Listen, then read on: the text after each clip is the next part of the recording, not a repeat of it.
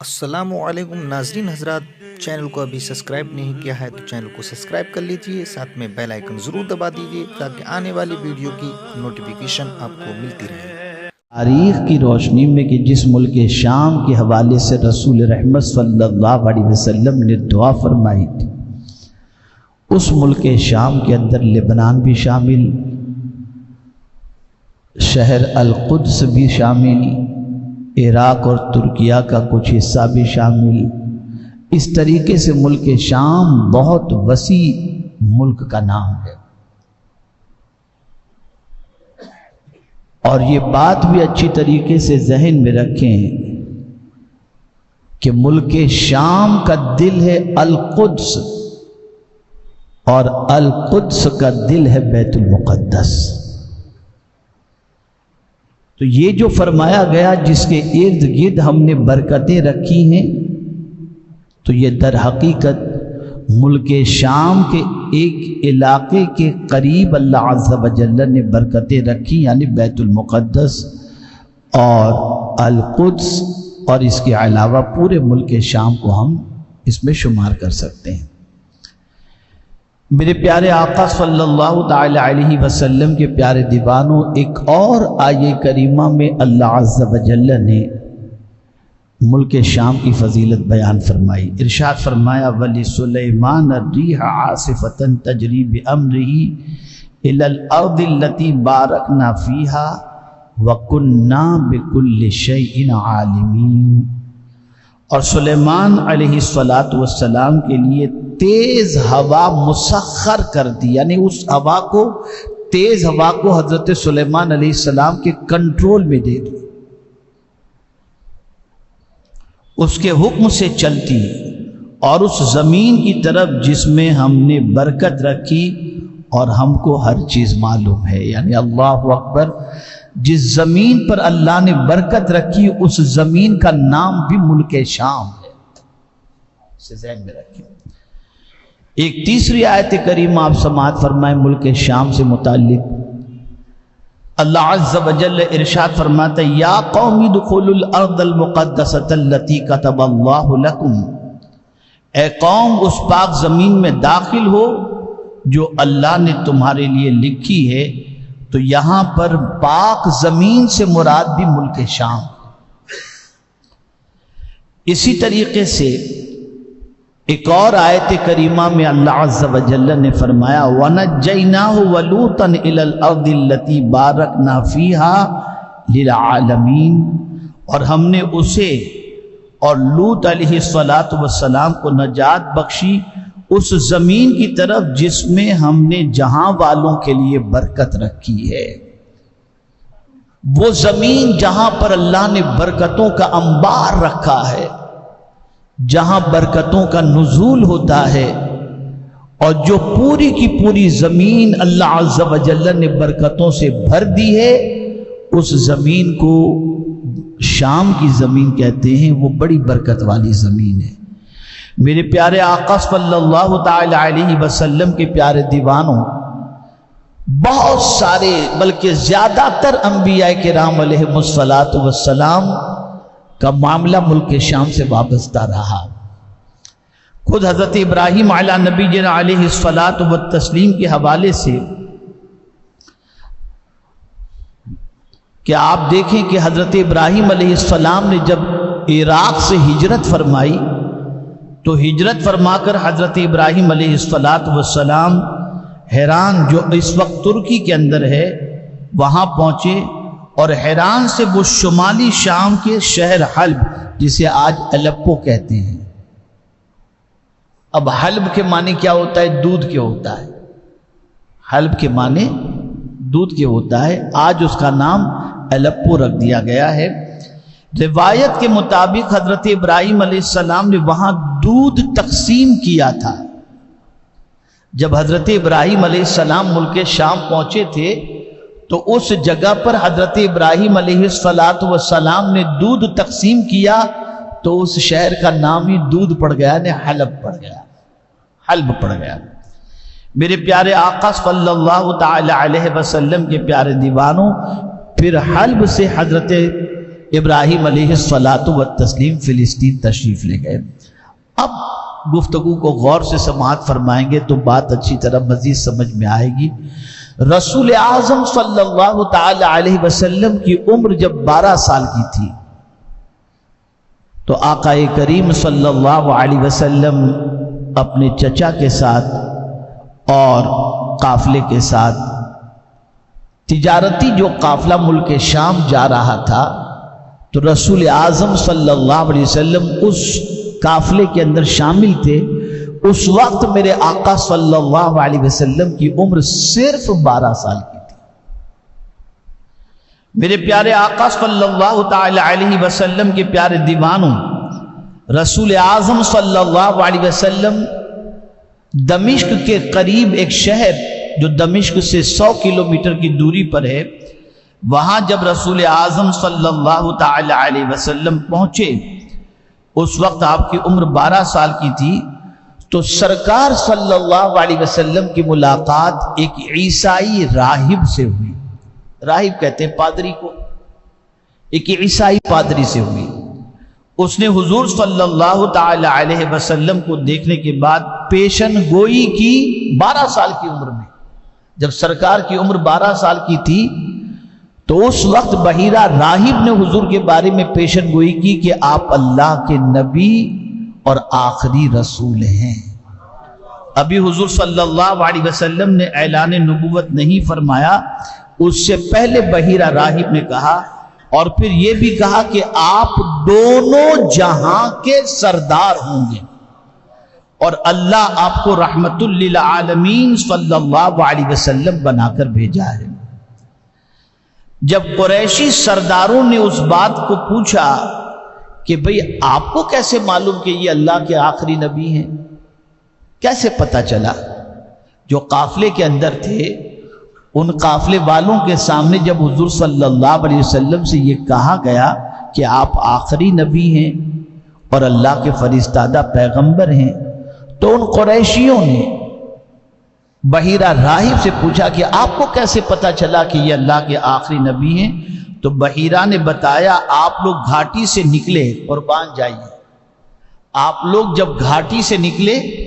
تو درخت اور پتھر یہ سب کچھ ان کو سجدہ کر رہے تھے، یعنی حضور کی طرف جھکے ہوئے تھے۔ اور پھر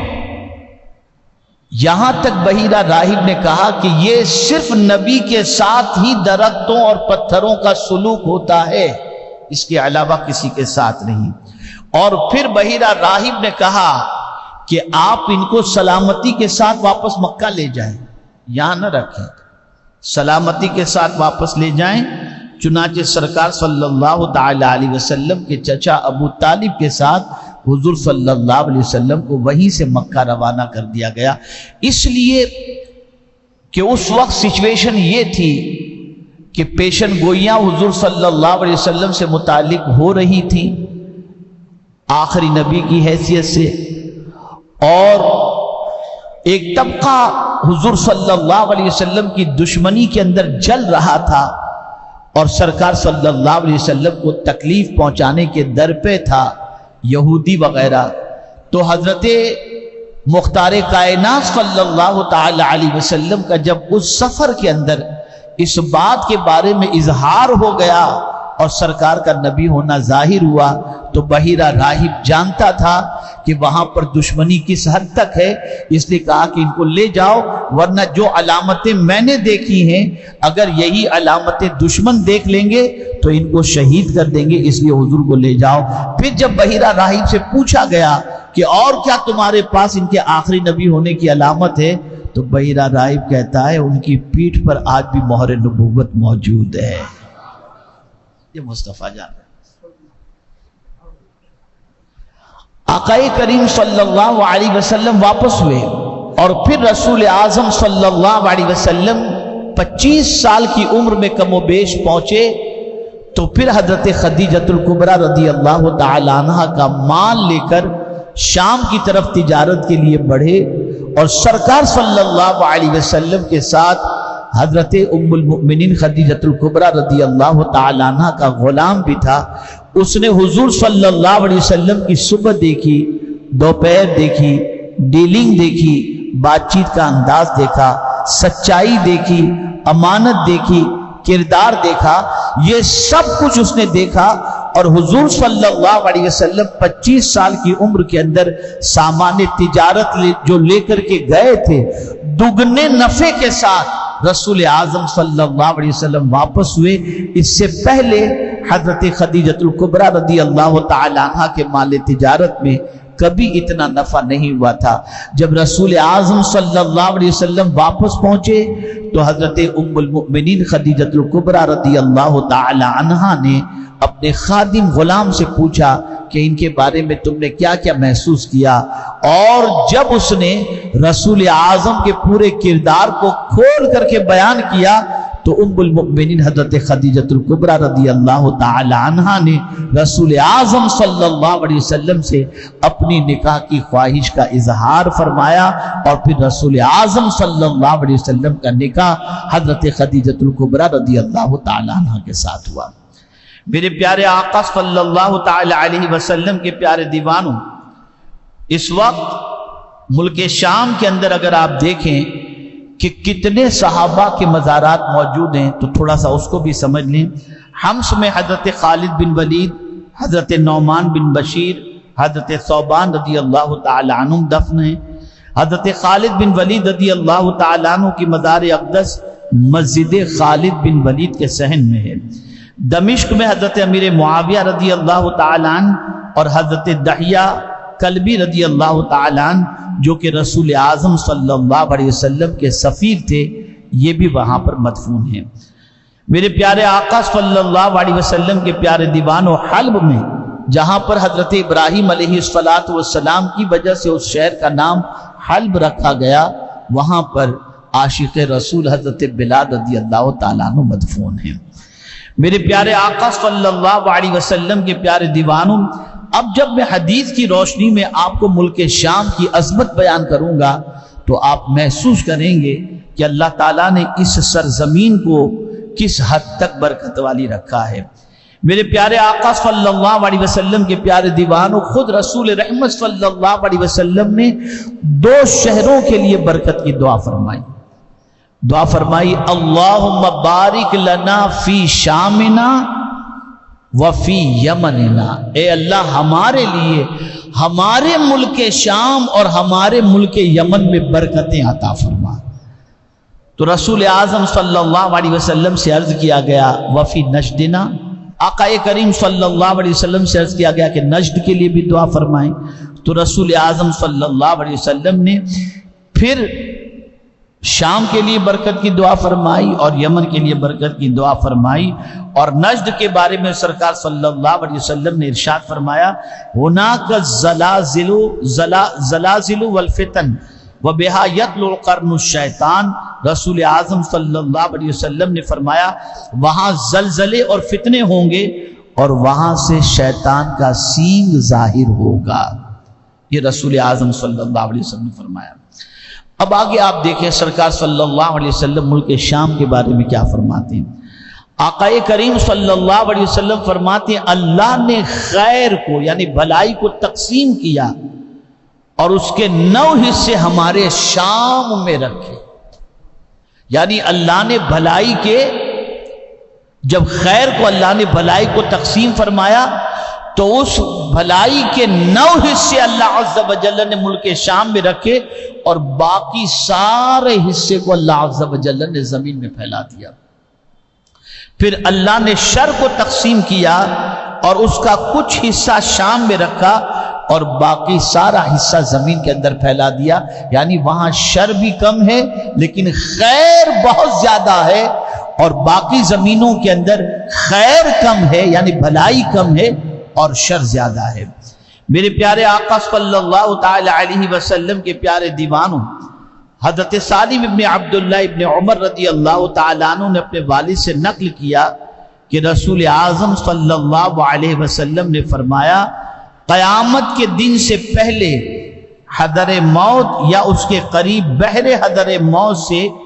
ایک آگ نکلے گی جو لوگوں کو جمع کرے گی۔ صحابہ نے سوال کیا یا رسول اللہ صلی اللہ علیہ وسلم پھر ہمیں کیا حکم ہے؟ تو رسول اعظم صلی اللہ علیہ وسلم نے فرمایا تم پر شام لازم ہے، یعنی ایسی سچویشن جب ہو کہ آگ اس طریقے کی ظاہر ہو، اگر تمہیں کچھ کرنا ہے تو سرکار صلی اللہ علیہ وسلم نے فرمایا ملک شام کی طرف کچھ کرو۔ میرے پیارے آقا صلی اللہ تعالی علیہ وسلم کے پیارے دیوانوں، رسول اعظم صلی اللہ علیہ وسلم نے فرمایا علیکم بالشام، شام کو لازم پکڑو، بے شک یہ اللہ عز و جل کے پسندیدہ شہروں میں سے ہے،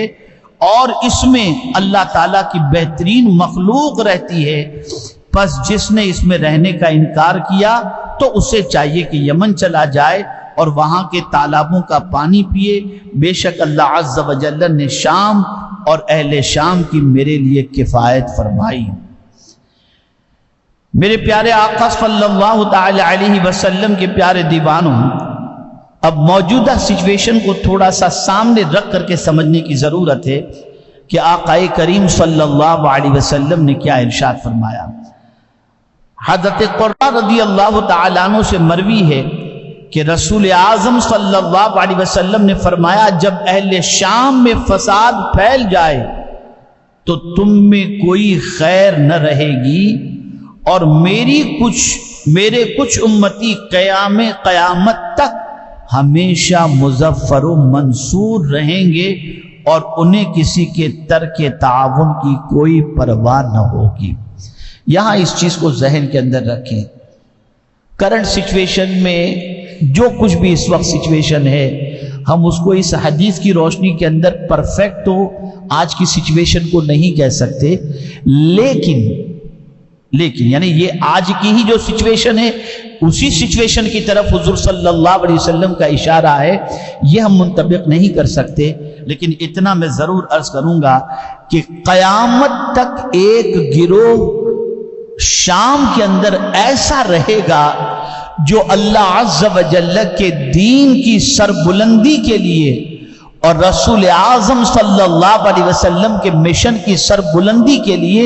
وہاں پر لڑتا رہے گا، اللہ اسے کامیابی عطا فرمائے گا۔ اور اس گروہ کی شان میرے آقا صلی اللہ علیہ وسلم نے یہ بیان فرمائی کہ کوئی اس کا تعاون کرے یا نہ کرے، وہ کسی کے مدد کی فکر نہیں کریں گے، بلکہ وہ حق کے لیے اپنی جان کو نچھاور کرتے چلے جائیں گے۔ ایک گروہ قیامت تک، جب تک کہ قیامت قائم نہیں ہوگی۔ میرے پیارے آقا صلی اللہ علیہ وسلم کے پیارے دیوانوں، یہ جو فلسطین اور بیت المقدس کے قریب جو ایک گروہ مستقل لڑ رہا ہے اور کسی چیز کی پرواہ نہیں کرتا، ہو سکتا ہے، ممکن ہے کہ اللہ کے رسول صلی اللہ علیہ وسلم کے ارشاد کی روشنی میں یہ ہو، یا ہو سکتا ہے کہ آگے آنے والے دنوں کے اندر کوئی ایسا گروہ ہو جو اللہ کے رسول صلی اللہ علیہ وسلم کی دین کی سربلندی کے لیے اور حق کے لیے اپنی جان کو نچھاور کرے، اور کوئی اس کا سپورٹ کرے یا نہ کرے، ان کو کسی چیز کی پرواہ نہیں ہوگی، وہ صرف اللہ عز و جل کے دین کی سربلندی اور اسلام کے لیے اپنے تن من دھن کو سب کو قربان کرتے ہوئے نظر آئیں گے۔